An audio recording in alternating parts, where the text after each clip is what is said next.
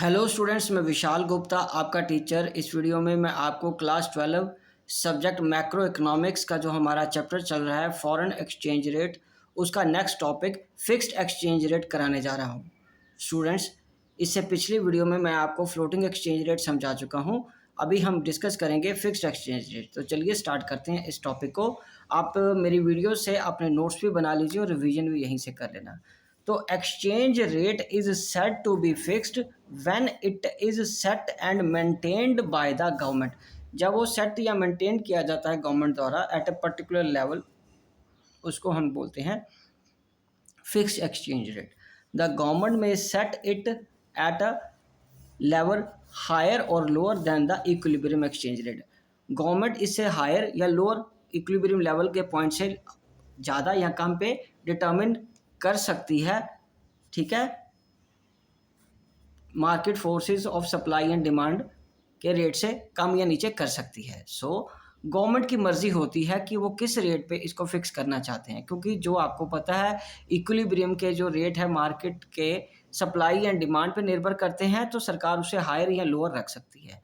Okay जी, when exchange rate is set higher than the equilibrium exchange rate, जब exchange rate higher रखा जाता है इक्विलिब्रियम रेट से, तो उस समय क्या सिचुएशन बनती है? ये सिचुएशन बनती है सप्लाई एंड डिमांड। तो इक्विलिब्रियम एक्सचेंज रेट ये है, ठीक है जी। तो उस केस में रेट जब हायर हो जाता है, ठीक है जी, तो ये वाली सिचुएशन हमारी बन जाती है। इक्विलिब्रियम से ऊपर वाला पॉइंट हमारा रेट बढ़ जाता है ना, जब सरकार ने ये रेट डिसाइड किया है, तो ये डिमांड है और ये सप्लाई है। ओके जी, ओके। चलिए अब हम आगे डिस्कस करते हैं इसका नेक्स्ट पॉइंट। सो इसमें क्या होता है, दस the value of domestic currencies has been deliberately lower bye the government, कि अपनी देश की करेंसी की वैल्यू सरकार खुद अपनी मर्जी से कम करती है, तो उसको हम क्या बोलते हैं? Devaluation. So devaluation of currency is different from depreciation of currency. Difference क्या है? Depreciation occur when the value of domestic currency reduces in international money market because of the market forces of demand and supply। उसमें government का कोई role नहीं होता। But जब devaluation होती है, ठीक है, of the currency occurs when the value of domestic currency is deliberately reduced by the government by raising the exchange rate, the market forces of demand and supply has no role to play। उनका कोई role play करने को नहीं होता। तो उसके बाद हम किसकी बात करेंगे? implications of devaluation, excess supply।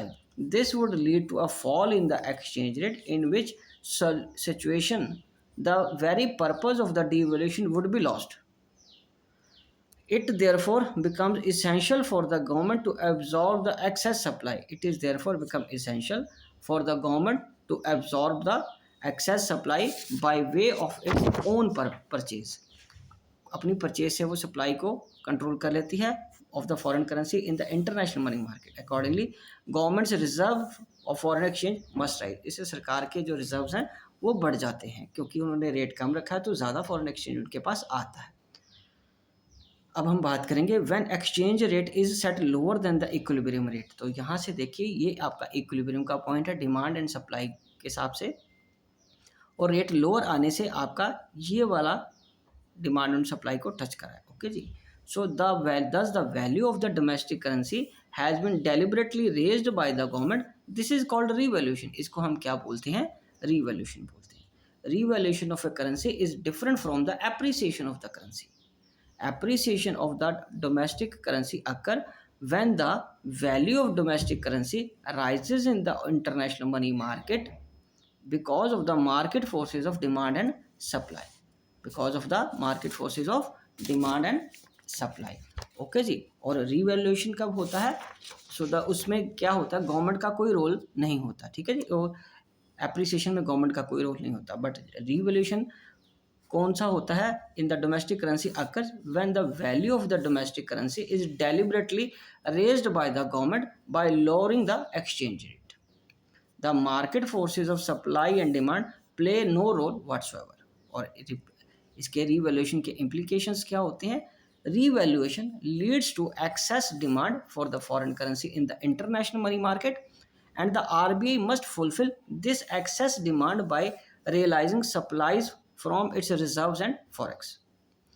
In case supplies are not released from the reserves of forex, there may exchange emerge a black market of the sale and purchase of dollar. उससे black marketing फिर बढ़ जाती है. The buyers or may have to pay a premium for the purchase of dollar. उनको ज़्यादा पैसा पे करना पड़ता है and above the price fixed by the government. ठीक है जी. अब हम डिस्कस करेंगे gold standard system of exchange rate क्या होता है and old variant of fixed exchange rate system. Gold standard system of exchange rate is an old variant of foreign exchange rate system.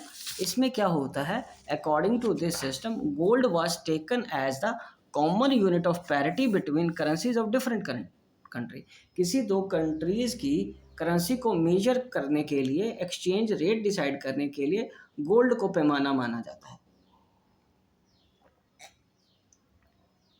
Each country was to define the value of its currency in terms of gold. और वो gold के term में उसकी currency की value define होती है. Accordingly value of one currency in term of other currency was fixed considering the gold value of each currency. इसको illustrate करके मैं बताता हूँ. मान लीजिए यूके पाउंड 4 ग्राम का गोल्ड के 1 पाउंड 4 ग्राम गोल्ड के बराबर है और US dollar 2 gram of gold के बराबर है. तो 1 UK pound is equal to 2 US dollars. The 2 US dollars would exchange for 1 UK pound. This system of exchange was also known as mint par value of exchange और mint parity. ठीक है ji. Bretton Wood system of exchange rate. Bretton Wood America में एक वो जगह है जहाँ International Monetary fund की मीटिंग हुई थी जिसमें ये फॉलोइंग एडजस्टमेंट्स की बात करी गई थी. Brayton Wood system allowed some adjustment, so it was called adjustable peg system of exchange rate. तो इसको हम क्या बोलते हैं, adjustable peg system of exchange rate भी बोलते हैं. ठीक है जी. अकॉर्डिंग टू दिस सिस्टम, ठीक है, इसमें क्या होता है, according to this system different currencies were pegged to one currency that is US dollar. US dollar के बराबर सबकी करेंसीज की वैल्यू मेजर की जाएगी. US dollar assigned gold value at a fix price. Value of one currency in term of the US dollar ultimately implied value of that currency in term of gold. Gold continued to be the ultimate unit of parity between any two currencies. और fifth adjustment था, adjustment in the parity value of the currency was possible but only allowed by international Monetary fund. कोई भी adjustment जो होगी वो international Monetary fund के permission के बिना नहीं हो पाएगी. तो ये एडजस्टमेंट जो 1 2 3 4 5 एडजस्टमेंट है, ये एडजस्टमेंट गोल्ड स्टैंडर्ड रेट में करी गई थी. ठीक है जी. चलिए अब हम आगे बात करते हैं फिक्स्ड और फ्लोटिंग के में क्या डिफरेंस क्या होता है रेट एक्सचेंज में. इधर मैंने लिखा है फिक्स्ड एक्सचेंज रेट, इधर लिखा flexible exchange rate. So fixed exchange rate is determined by the government and flexible rate is determined by the forces of supply and demand. Second है exchanges are planned introduced by the government or RBI and exchanges are linked with market forces of demand and supply. और उसके बाद devaluation and revaluation is done by government.